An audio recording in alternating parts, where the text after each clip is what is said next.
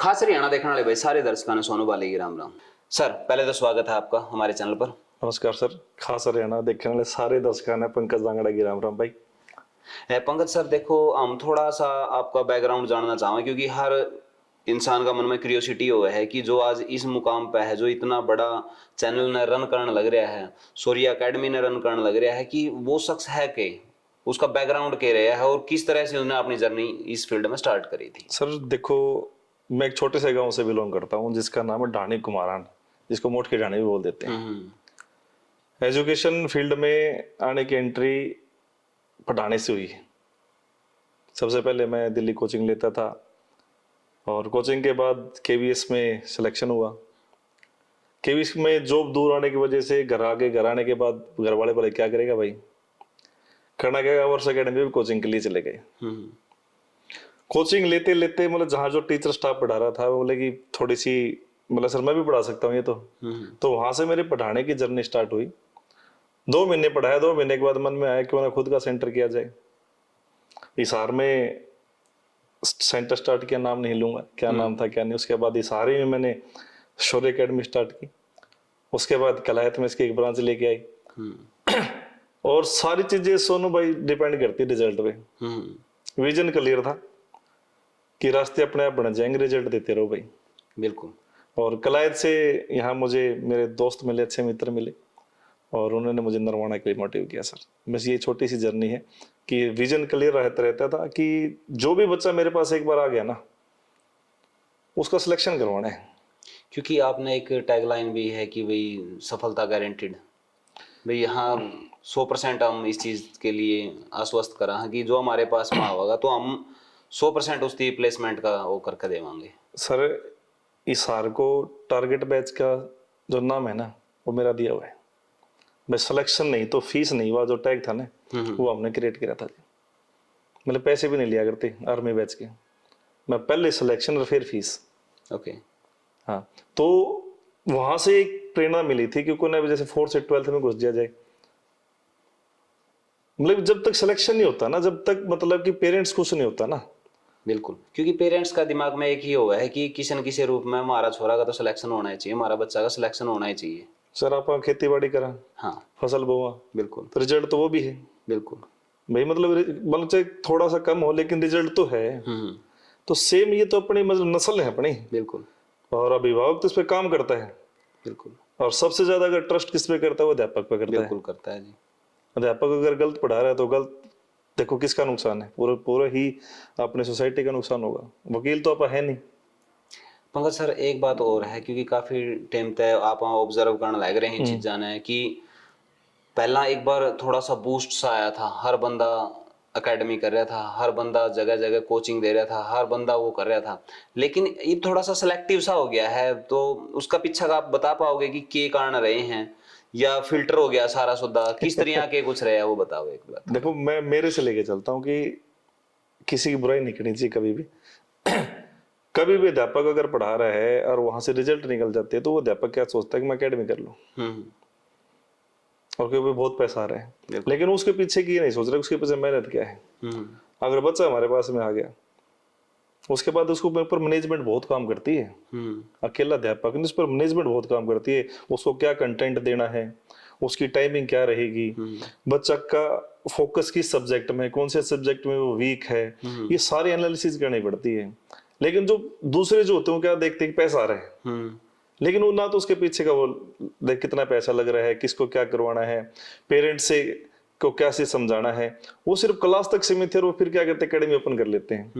Academy open हो गई, अब मैनेजमेंट की नॉलेज नहीं है, पेरेंट्स से डीलिंग की नॉलेज नहीं है, तो तब करके वो क्या है कि वो लॉस में जाके अध्यापक भी बेचारे फिर उसी फील्ड में वापिस फिर पढ़ाने लग जाते हैं। तो फिल्ट्रेशन कैसे हुआ कि उनको समझ में आई चीजें कि एकेडमी चलाने के लिए बहुत एक्सपीरियंस की जरूरत है और टिकना बड़ा मुश्किल है। इस हिसाब से अगर आप रिजल्ट नहीं दे रहे हो तो टिक नहीं पाओगे। जो टिकेगा ना, जो देखो कलायत की बात करता हूं मैं, 1 साल केवल 17 बच्चे हैं। ओके, सिर्फ 17 सर। आप सोचो 17 बच्चों में क्या क्या दिमाग, 1 साल 17 बच्चों में रहना है। ये तो फिर स्ट्रगल तकड़ा चल पड़ा। मतलब कि वहां से भागने का मन करेगा। बिल्कुल। रहने का मन भी नहीं करेगा। बिल्कुल। वहां क्या सोचा भाई यार अब तो फंस गए, लेकिन आखिरी 3 से 4 महीने में मन दिमाग में आई इन बच्चों का क्या कसूर है, पेरेंट्स ने तो हम पे ट्रस्ट किया है। हाँ। वो 17 बच्चे, 17 का 17 सिलेक्शन, और आज हम यहाँ बैठे हैं।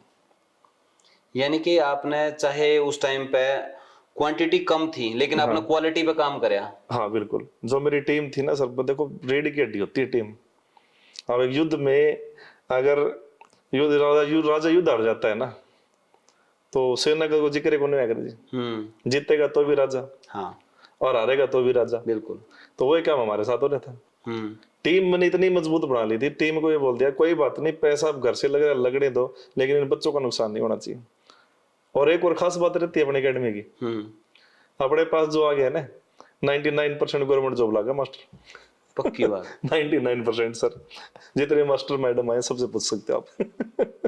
तो सारे के सारे का सिलेक्शन मतलब दूसरे साल तो 100% वो हो जाता है चेंज। हाँ, नीट जेई में स्टाफ बाहर का होता है, नीट जेई में जो स्टाफ बाहर का आता है वो गवर्नमेंट जॉब की ओर नहीं जाता। जो मतलब कि डॉक्टर बनने की तैयारी करवा रहा है जो टीचर, या इंजीनियर बनने की तैयारी करवा रहा है, या एनडी की तैयारी करवा रहा है, जैसे फिजिक्स है, केमिस्ट्री है, बायो है, मैथ है, वो मोस्टली स्टाफ बाहर का होता है। बिल्कुल बिल्कुल। और वो पैकेज पे काम करता है, तो गवर्नमेंट जॉब की ओर नहीं जाता वो। यानी उसका तो विजन ही अलग है। हाँ, उसको आप उनसे पूछ रहा हूँ, गवर्नमेंट जॉब में फॉर्म ही नहीं भरते वो लोग। तो उनका तो कोई मोटिव ही नहीं इस चीज में। तो फिर उनका पैकेज इतना हो जाता है, 16 लाख से पैकेज स्टार्ट है। तो फिर वो क्यों साल का करेगा? 16 लाख पैकेज एक टीचर का है। और एडेक भी कम है। हाँ, वो पढ़ाया और कंटेंट देख प्रोवाइड कराया बच्चों को, और उन्हीं तक सीमित रहते हैं बस। वो ना उनसे मैनेजमेंट से लेना देना होता, अपने ही सब्जेक्ट पे वर्क करते हैं बस वो। यानी कि उनका तो बस टारगेट है भाई यू सिलेबस है और यू इस हिसाब तक कवर करवाना है। इस फील्ड के जो टीचर होते हैं ना, उनको पता है कि आप लोग अगर रिजल्ट नहीं दोगे आपको पूछेगा नहीं कोई, अगला तैयार है। हाँ। इस फील्ड में वो ये जबरदस्त काम है जी। तो फिर इस चीज का तो फायदा एकेडमी को भी बहुत ज्यादा है, क्योंकि उसकी भी यह चीज है कि भाई हमने रिजल्ट तो खराब करना को नहीं। देखो एकेडमी को फायदा है, एकेडमी को देखना पड़ता है। हाँ। एक बैग लेके आते हैं वो लोग, नुकसान बता रहा हूँ। एक बैग लेके आते हैं बस। अच्छा। अच्छा पैकेज मिला क्या पता कब चले जाएं। इसलिए हम क्या करते हैं, एकेडमी वाले बॉन्ड करते हैं। अच्छा। 2 साल का, 3 साल का, वो बॉन्ड के हिसाब से फिर वो स्टाफ चलता है सर। नीट जेईई का जो बात कर रहे हैं, यानी कि काफी रिस्क रहा है इस चीज में। हाँ देखो रिस्क है, लेकिन इतना दावे के साथ कह सकता हूँ, मैं प्रॉमिस कर सकता हूँ अभिभावकों से कि जो आपको पढ़ा रहे हैं टीचर, अगर खुदा ना खास्ता कोई बीच में चला जाता है, शादी हो जाती है, या फिर किशोर हो जाता है, उससे बेटर लेके आते, उससे नीचे नहीं रहता। एक चीज और हम पेरेंट्स का बारे में ही बात कर लें, क्योंकि आजकल के है कि जर्नल सी बात हो है, अपने गांव देहात के हैं या कोई भी है, पेरेंट्स के सोचे हैं ये 10वीं करवा दी, फिर उसके बाद +2 करवा दी, फिर BA करवा दी, फिर MA करवा दी, फिर ब्याह कर दिया, फिर अपना निबेड़ दिया। हाँ। फिर कड़िया कोई सरकारी लाग जाए भाई, फार्म भर लेकर न्यू कर लेकर करवा करो क्या ना। इसका मतलब यू है कि उनको बेचारे थी पता ही नहीं है कि किस और जाना करवाना क्या चाहिए। तो मैं आप पहली बात तो यही एडवाइस उनका खातर मांगू हूँ कि बच्चा थी किस वे में लेकर जाओ। देखो आज कंपटीशन का जमाना है, और गाइड से ही चलता है सब कुछ। सही बताऊं तो मैं चाहता हूं कि क्लास 4 से बच्चे को कोचिंग और स्कूलिंग की ओर ले जाना चाहिए। चौथी क्लास से बताता हूं कैसे है। चौथी क्लास से लेकर 8वीं क्लास तक का जो बच्चा होता है ना, हमारे यहाँ सैनिक स्कूल है, मिलिट्री स्कूल है, नवोदय स्कूल है, गुरुकुल कुरुक्षेत्र है, RIMC है। अगर सैनिक स्कूल की बात करूं तो अपने यहाँ ऑल इंडिया में 33 गवर्नमेंट है, बाकी तो कुछ प्राइवेट है। अगर RMS की बात करूं, राष्ट्रीय मिलिट्री स्कूल की बात करूं, तो ऑल इंडिया में 5 है। RIMC ऑल इंडिया में केवल 1 ही है। अच्छा। अगर बच्चा इन स्कूलों में 4 से लेके 8 तक कोचिंग लेता है, अच्छा पढ़ रहा है, तो वहां अगर सिलेक्शन हो जाता है तो डैम श्योर है ऑफिसर बन के आएगा। यानी कि नींव बहुत पहले से रखी जानी चाहिए। बिल्कुल। देखो हम फिर बच्चा स्कूल में जा रहे हैं ना, बच्चा स्कूल में जा रहा है, खर्चा तो वहां भी हो रहा है। बिल्कुल हो रहा है। क्या हमारे कोई लोकल स्कूल जो हैं, क्या सैनिक स्कूल के मुकाबला कर सकते हैं? बिल्कुल भी नहीं। और वहाँ मेन चीज क्या, आपका बच्चा डिसिप्लिन में रहता है, हॉस्टल में रहता है, और जो वहाँ मिलिट्री के या आर्मी के ऑफिसर उनकी निगरानी में वो अपना सारे कार्य करता है। आपको बताना चाहूंगा मिलिट्री स्कूल और सैनिक स्कूल के बच्चे का एनडी का जो रेशो है ना 80% रेशो है जी। अगर 100 सीटें एनडी की आई है ना तो 80 सीटें तो सैनिक स्कूल वाले खा जाते हैं। यानी उनका पूरा फोकस रहा है वो तो फिर सारे के सारे इसी पे। हाँ उसमें देखो एनडी ऑफिसर भी बनता है बच्चा, वहां से डॉक्टर भी बनता है, इंजीनियर भी बनता है।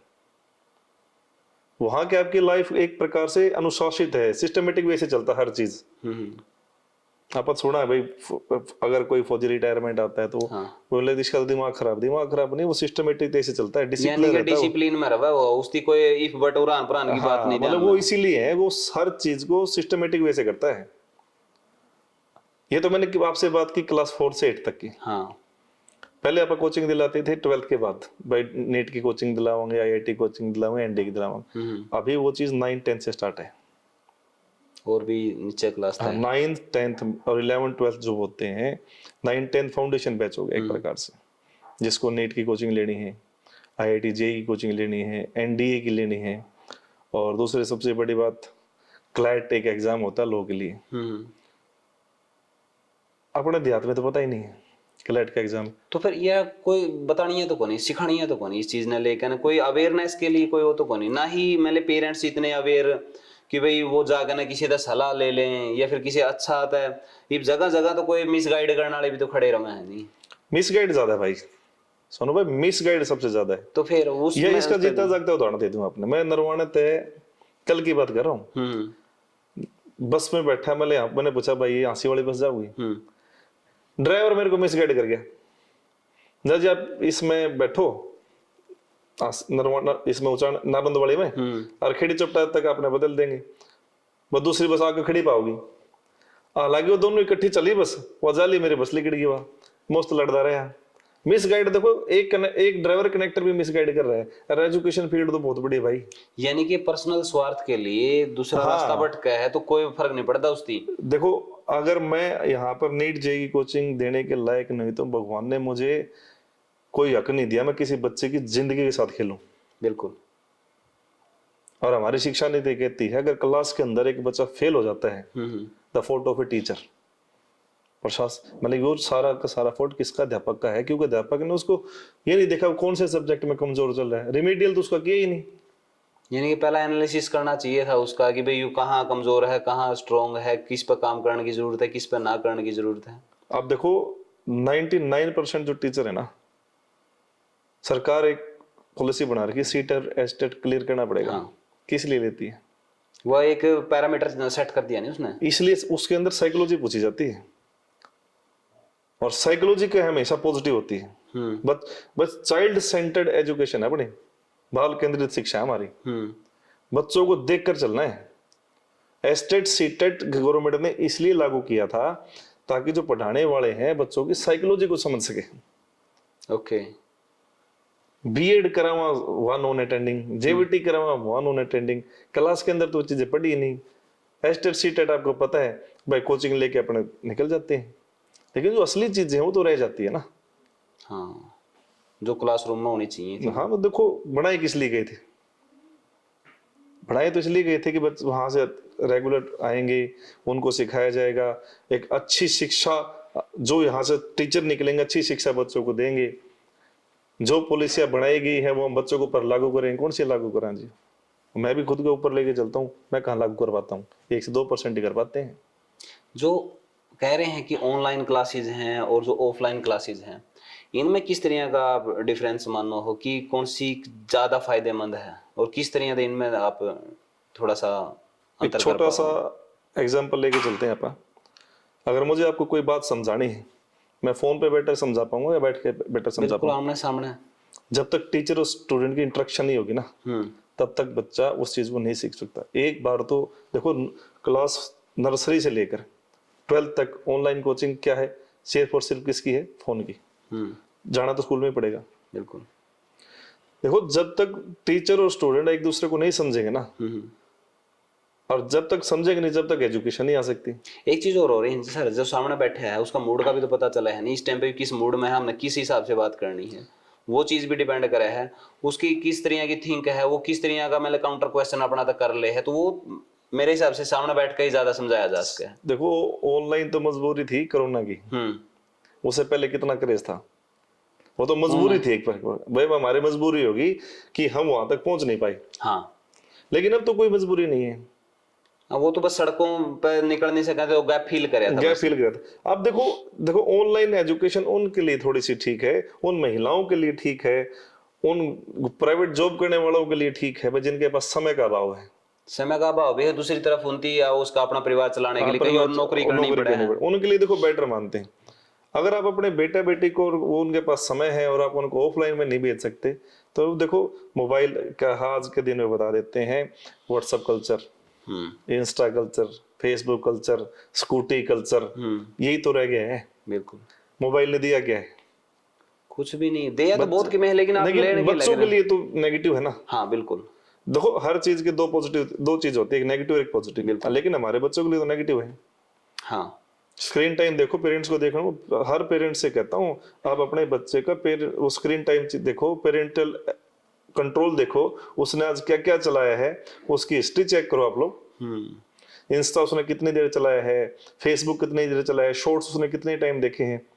एक और देखने की जरूरत है जी, उसकी किस तरह का मटेरियल कंज्यूम करे है, आज तो किस तरह का। यही का जमाना है, दो वीडियो देखते सारी वही आ जाएंगी सामने, सुजेशन में और रिकमेंडेशन में वही चलागा फिर सारा का सारा। हाँ तो देखो यही चाहते हैं कि जो भी अभिभावक है, फोन देने से पहले उसके बैड इफेक्ट जरूर देखे भाई। बिल्कुल, हमें खुशी होती है कि बड़े देखो हमारे से हमारी एडवांस जनरेशन आ गई अपने, हाँ जो जाना है। भाई अपने देखो अपन कोई छोटा बच्चा हो, उसके माँ बाप क्या बोलते हैं, ये तो एडवांस है जी, एडवांस है जी, मान लो तो सारा कर ले है जी, ईब खोल देगा जी, सारा ईब खोल कर पहन देगा, ईब कर देगा जी, ईब न्यू कर यही देगा। होता है ना। हाँ, नेगेटिव इफेक्ट नहीं देख रहे, ना खुश होके बताते हैं। हाँ, अगर जी मान लो तो इतना एडवांस है, ईब कर देगा, यू देख 3 साल का है, यू सारा कर देगा जी। हाँ तो करवा कर करना भी के उस पे उनती। लेकिन फिर भी मोबाइल के बैड इफेक्ट्स हैं, देखो पॉजिटिविटी तो होती है। हाँ, सूर्य एकेडमी किस तरह का आश्वस्त करा है, क्योंकि अब मेरे हिसाब से बच्चों के एडमिशन भी शुरू हो गए होंगे, देखो तो उसका बारे में थोड़ा सा।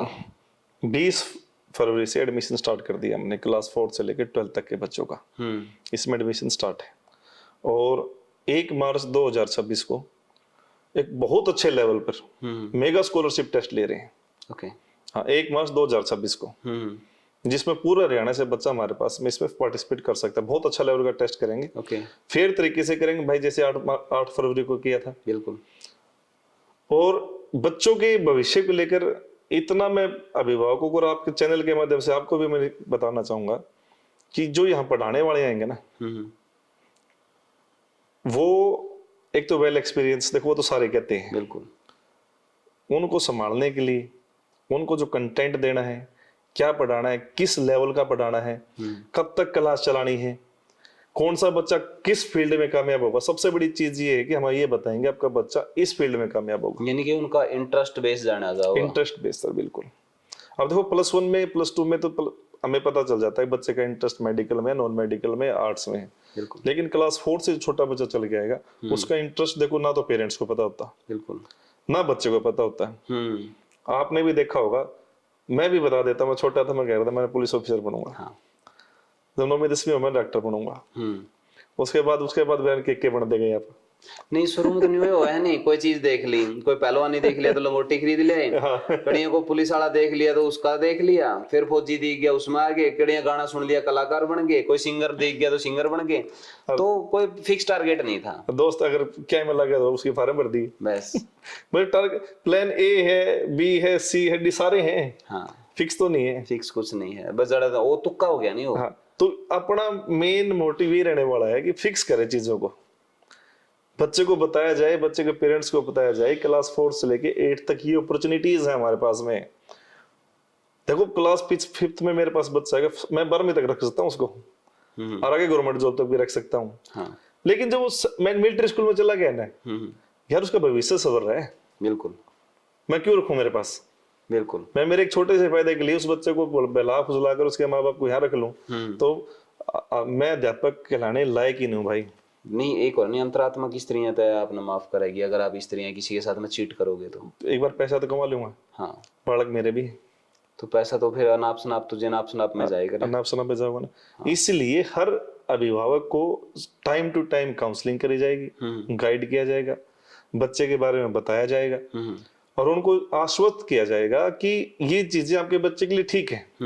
देखो आखिरी में करना पेरेंट्स ने है, बिल्कुल अपना काम काउंसलिंग करना है, बिल्कुल। देखना पेरेंट्स को है कि ये बेहतर है या बेहतरीन है, वो देखेगा जी। एक चीज और है नहीं जी, आज का दिन शिक्षा बहुत महंगी हो गई है। आपने ही पता है कि मध्यम वर्गीय परिवार के लिए एक अच्छी एजुकेशन देना किसी महाभारत तक कम नहीं है।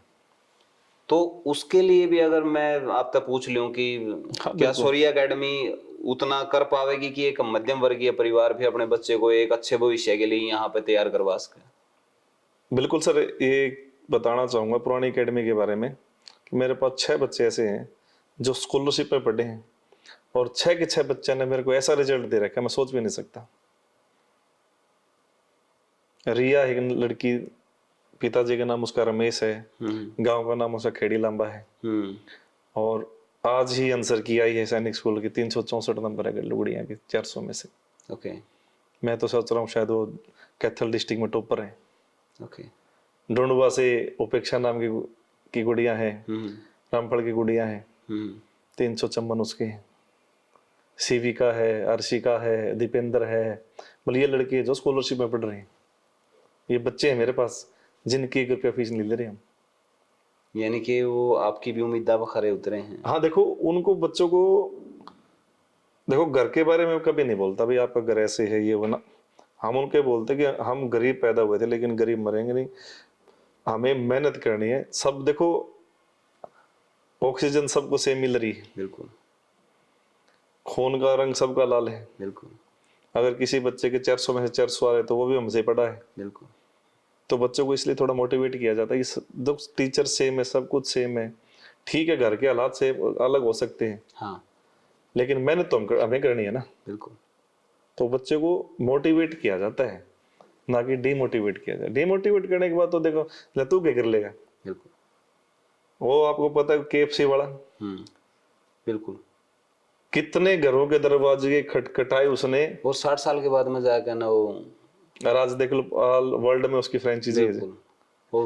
वो किसी को पता ही नहीं है कि भाई वो जवानी में बेचारा किसा दिखे करता, लेकिन सबने उसकी जो बुढ़ापा में दाढ़ी है सबका याद है। भाई KFC वाला है। हाँ, KFC वाला बुढ़ा ना कोई भी पहचान लेगा ये तो KFC वाला बुढ़ा है, लेकिन कोई नहीं बता सकता ये KFC वाला जवान है, क्योंकि उसकी जवानी बेचारा की स्ट्रगल में निकल गई। और देखो उसने भी लेकिन उम्मीद तो नहीं छोड़ी ना, बिल्कुल नहीं छोड़ी उस बंदा ने। देखो APJ अब्दुल कलाम थे ना, अपने उन्हें 3 नेगेटिव वर्ड्स को पॉजिटिव में कन्वर्ट कर दिया था। फेल FAIL यानी फर्स्ट अटेम्प्ट इन लर्निंग, सीखने का किया गया प्रथम प्रयास। बिल्कुल अच्छी बात है। बिल्कुल। फिर उन्होंने बताया कि यानी एंड तो होता ही नहीं है बेटा, यानी एफर्ट नेवर डाइज। हाँ, किया गया प्रयास कभी विफल नहीं मरता। जो हमने ANR बचपन में सीखे थे काम तो आ रहे हैं। बिल्कुल। ABCD ठीक है। उसके बाद बोला कि किसी भी चीज को नो मत बोलो, ये नेक्स्ट अपॉर्चुनिटी। हाँ, कोई बात नहीं, तो इस बार नहीं होया क्या बता रहा, नेक्स्ट अपॉर्चुनिटी है। बिल्कुल। ये बोलते थे ना, रख हौसला वो मंजर भी आएगा, प्यासे के पास चलकर समंदर भी आएगा, थक के ना बैठे मंजिल के मुसाफिर, मंजिल भी मिलेगी और मिलने का मजा भी आएगा। बिल्कुल। एक चीज हो रहा है नहीं, कई बार स्ट्रगल के बाद में जो चीज अपन अचीव हुए हैं नहीं, वो अलग सा टेस्ट दे हुए है। और कोई चीज आपने जिस तरह बिना भूख के आप रोटी खा लियो तो आपने कोई टेस्ट नहीं आवेगा। आज हमने देखा है जब काजा पाट कर बाहर आना हो रहा है, उसे टाइम पे कि मैं बढ़िया सा पकवान अपना मिल जे है नहीं तो आनंद काया हो जे है। तो वही चीज है इसका में भी रोटी भी स्वाद लगे। पहला ये चीज वो ये कर दी, क्योंकि खेत में काम करे करते तो फिर नहीं देखे करते डिब्बा में कि मैं बच रहा है कि नहीं है। उसका गला चाहे लाल लूण मिर्च क्यों नहीं था, वो भी बहुत ज्यादा मजा देगा। बिल्कुल बिल्कुल। तो वो चीज है कि भाई आपने एफर्ट तो करना पड़ेगा और संघर्ष तो कर देना, तो संघर्ष का भी अपना एक अलग मजा है जी। देखो अगर बिना संघर्ष कोई चीज अपने पास आ गई ना, इज्जत नहीं करेंगे उसकी, वैल्यू खो दिया आप उसकी। भाई फ्री की आ रही है। हाँ, अब मतलब फ्री की टिकट मिल जाए तो कितना बीच में भाग जाए, मूवी कौन देखेंगे ब्रा। और पैसे लग रहे हैं ना, कितनी घटिया मूवी हो यार, पैसे लग रहे हैं। एक चीज और आप देखा जी, जिस तरह किसी की भाई मतलब लॉटरी निकल गई, लॉटरी निकल जाए तो आप उस पीछा ने सामने नहीं पाते क्योंकि वो एकदम तक अकस्मात आया ज्यादा न हुआ है। और कहीं नहीं करा ध्यानी का फापदा को नहीं फलाना को नहीं होता क्योंकि उसमें उसकी कोई कमाई नहीं लाग रही होती, वो नाप शनाप में लगा दे हैं उड़ान प्रांत नहीं कोई अभी पसलियां के बेच कह रहे इसका भाई कौन थे इसके बेच दिए उसके बेच दिए तो वो सेम सिचुएशन हुआ है, उसमें उसका एफर्ट नहीं होता, उसकी पता नहीं उसकी वैल्यू क्या है, उसकी कमाया नहीं है वो उसकी वैसे ही मिल गया पड़ा पड़ाया मिल गया। फिर उसके बाद में उसके साथ में कि मैं गाड़ी घोड़ा में अयासी में या फिर और अलग तरीका था वो लगा देगा शौक पूरे करके ना उड़ू देगा, फिर नहीं देखा कौन से किले बेचूं, तो वो चीज चला है फिर उसका। मैं तो एक मेरा जो साथी है उसकी बताई थी बात कि भाई किले बेच कर ले आई हुई गाड़ी तैयार, फिर पड़ोसियों वहां तो फिर ले आए या रील बनाने का भी कोई फायदा कोई नहीं तो वो चीज है, तो एफर्ट का अपना अलग मजा है। तो मैं पेरेंट्स के लिए आप मैसेज चाहूंगा जी। पेरेंट्स के लिए मेरा सिंपल सा मैसेज है कि आप एक बार तो देखो शौर्य एकेडमी विजिट करो। देखो एक बात बताना चाहूंगा कि मोदी रैली करे ना, हाँ, तो रैली करे पास वोट बीजेपी के मांगे, तो सेम काम हमारा भी है खास देखो सच कहना चाहिए बिल्कुल। तो एक बार शौर्य एकेडमी पर आओ और आने के बाद आप डेमो क्लास लगा के देखो। आप जयपुर लगाओ, सीकर लगाओ, कोटा लगाओ, और एक बार सिर्फ रिक्वेस्ट है कि एक बार हमारे भी डेमो क्लास लगाओ।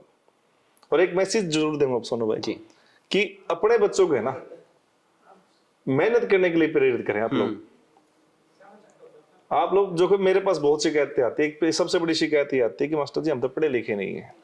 सबसे बड़ी शिकायत है अपने देहात में, सबसे बड़ी है कि मास्टर जी हम तो पढ़े लिखे नहीं, हमें तो पढ़ाई आती नहीं। कोई बात नहीं, नहीं आती, लेकिन हमें अपने बेटे बेटी के पास बैठना आना चाहिए। हाँ, हम अपने बेटा बेटी के पास बैठेंगे साथ में, कोई बात नहीं, उसके पास बैठो, 2 घंटे पे तेरे को पढ़ना है, मैं तेरे पास बैठा हूं। बिल्कुल, इतना तो कोई भी अभिभावक कर सकता है ना। और जब आप साइड में बैठ कर ना स्क्रॉलिंग करा तो बच्चा का ध्यान किताब में नहीं होता, आपकी स्क्रॉलिंग में ही हुआ है उसका। तो अपन इस चीज का जरूर ख्याल रखना चाहिए कि उसकी साइड में बैठ कर ना आप चाहे पढ़ पावा ना पढ़ पावा, लेकिन पूरा फोकस अपना अपना बालक का नहीं होना चाहिए कि भाई इतने काम करे, इतने पढ़े है, इतने में इसकी थोड़ा सा टाइम दूं ताकि यू भी शांति से पढ़ पावे और मैं शांति से इसका नहीं देख पाऊं, तो वो चीज भी है। बिल्कुल बिल्कुल। तो नंबर वगैरह आप जरूर प्रोवाइड करवाइयो, जिस तरह पेरेंट्स अगर कोई सलाह भी लेना चाहे कि मैं बच्चे के फ्यूचर के लिए किस तरह से करूं जी, मेरा बच्चा फलानी क्लास में है, मैं जानना चाहूँ कि यू आगे किस में जावे, फिलहाल यू इस में इंटरेस्ट ले रहा है, फलानी जगह यू उसमें तैयारी करने लग रहे, बहुत सारे हैं बेचारे, तीन कोई लाइब्रेरी में बढ़ रहा है, कोई क्या में बढ़ रहा है, कोई क्या में बढ़ रहा है, लेकिन सूत नहीं आ रही। तो वो चीज आप जरूर करियो, नंबर दे दियो ताकि स्क्रीन पर नंबर मैं लगा दूंगा, शर्त लेकर ना आप उसमें मिला के ना अपनी पूरी जानकारी आप ले पाओगे, ताकि बच्चे के भविष्य को सुनिश्चित करे जा सके और एक सही दिशा दे जा सके। अपनी जो राय है नीचे कमेंट बॉक्स में आप जरूर दियो, वीडियो ने शेयर कर दियो, और उससे पहला मैं एक बार शौर्य एकेडमी जो नरवाना है उसका एक बार वो जरूर बताइयो कि लोकेशन कहाँ पे है। शौर्य एकेडमी नियर हरियल चौक हमारा एड्रेस रहेगा, और जो नंबर है 89 502 87 086। आप किसी टाइम भी कॉल करके आप जो भी कॉल उठाए उनको बोल देना पंकज सर से बात करनी, आपकी बात हो जाएगी। वीडियो ने शेयर जरूर कर दियो भाई, और अपने जो रिश्तेदार हैं और जो रिलेटिव हैं उनके साथ में इस वीडियो को शेयर करो, क्योंकि एजुकेशन पर्पज के लिए बनाई गई वीडियो आपके लिए फायदेमंद ही हो सके, इसका कोई भी दुष्प्रभाव तो होगा नहीं, फायदा ही होगा। और अपनी राय नीचे कमेंट बॉक्स में जरूर दियो। मिला है नेक्स्ट वीडियो में, तब तक के लिए जय हिंद, वंदे मातरम, जय जवान जय किसान।